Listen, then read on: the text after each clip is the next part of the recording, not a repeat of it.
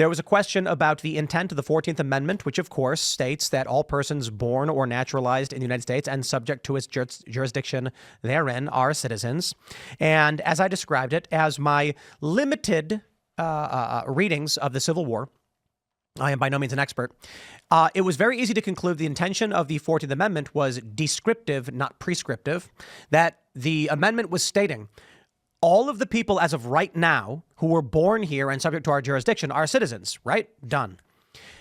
And here's where it gets better. The argument is, no, it means that from this point forward, anybody who's born here is a citizen. That's actually not correct. And I have the tweet just for you because it was Jacob B. Howard during the congressional debates on the 14th Amendment, specifically addressing the issue. And I quote, "This amendment, which I have offered, is simply declaratory of what I regard as the law of the land already, that every person born within the limits of the United States and subject to their jurisdiction is by virtue of natural law a citizen of the United States. This will not, of course, include persons born in the United States who are foreigners, aliens, who belong to the families of ambassadors or foreign ministers accredited to the government of the United States, but will include every other class of person.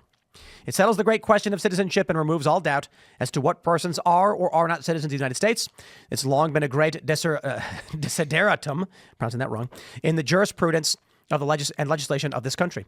He quite literally stated in 1866 in the debate, in written historical quote, "This will not include foreigners, aliens, etc." So how, for the life of me, we got to this point where we were just like literally anybody at any point who comes here and has a kid, that kid's a citizen, is insane. I believe it is corrupt individuals seeking to corrupt ends to corrupt this country. And that is how, not even that long after this man died, he died only, I believe, about 5 years after this debate, they immediately said, well, now that we think about it, he must have meant everybody for all time. And here we are with this great conundrum as to what it means for this country to be a citizen.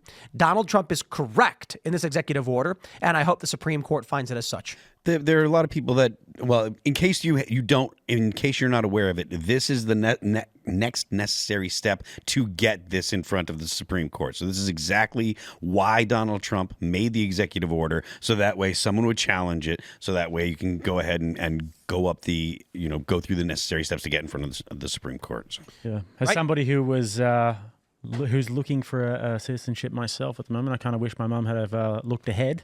But it is kind of crazy that you can do that and you can just have a baby and your family history from then on is forged in America. How absurd is it? I'm about to have a kid. I was talking to Allison. I'm like, should we just take a trip quick up to Canada real quick?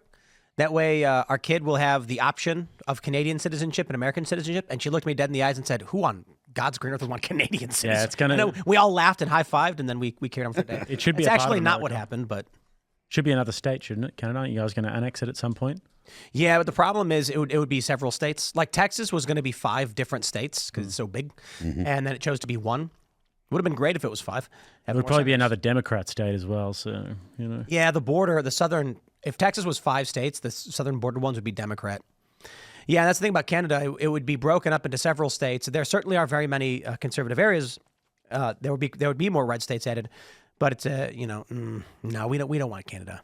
We need comprehensive immigration reform from Congress and not the executive branch. And that's why I think a lot of this stuff is going to get muddied.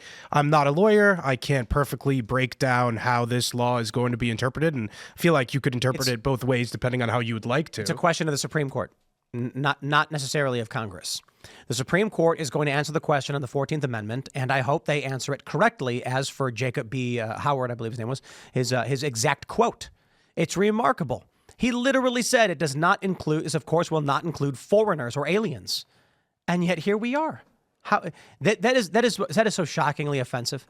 Like at some point, some judge was just like, no, we want it to. And like, well, okay, now we have a crisis.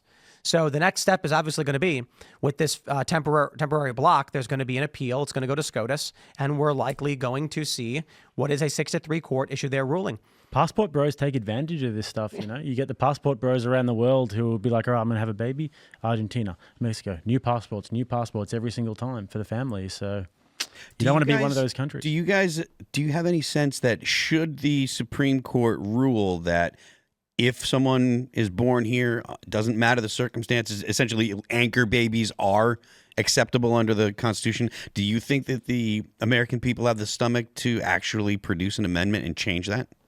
Produce an amendment? I don't think it would pass. That's the thing. No, it wouldn't. They wouldn't be able to pass the threshold to do it. I don't think. Okay. We're not going to get a new amendment ever. Ever. Yeah, exactly. That's my sense as well. So it's like there's some people that I'm friendly with, they're talking about this, and they say, well, if this goes to the Supreme Court, because it's plainly worded and the Supreme Court finds that Donald Trump is right, that anchor babies aren't covered under the 14th Amendment, that's not what they meant, then they're going to call that judicial activism and that they're legislating from the bench. Now, I don't really agree with that. I don't think that that's the case, because I do think that subject to the jurisdiction thereof, I think if you just get over the line and have a kid, I don't think the person's actually subject to the jurisdiction because they're not a citizen of the country. Howard clarified this. He actually stated in the debate that it does not involve partial jurisdiction. It is only complete jurisdiction.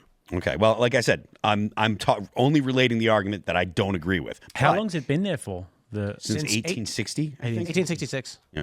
Thanks for checking out this clip from Timcast IRL. Make sure to watch the show live Monday through Friday at 8 p.m. Subscribe to this channel, and we will see you all there.